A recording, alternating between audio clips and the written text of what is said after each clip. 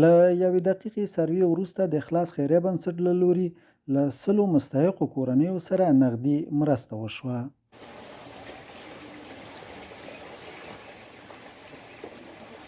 د یاد بنسټ ولایتي مسؤل حاجي هدایت الله مرخیل وایي نن مو د لغمان د مختلفو کلیو له 100 اړمنو کورنیو سره د زکات برنامې له طریقه نغدي مرسته وکړه. نوموړی زیاتوي په زکات کې مو هرې کورنۍ ته 15,000 افغانۍ ورکړي. د ولایت لغمان مرکز ولایت لغمان به 100 فامیل به وضاحت و غریب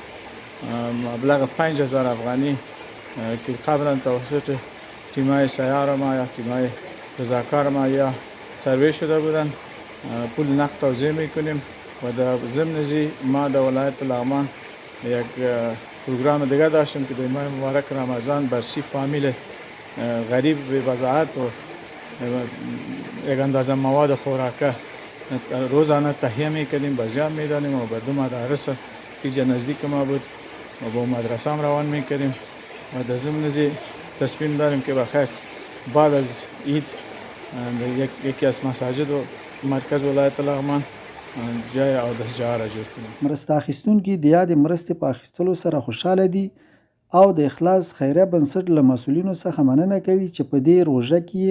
له دوی سره نغدي مرسته وکړه.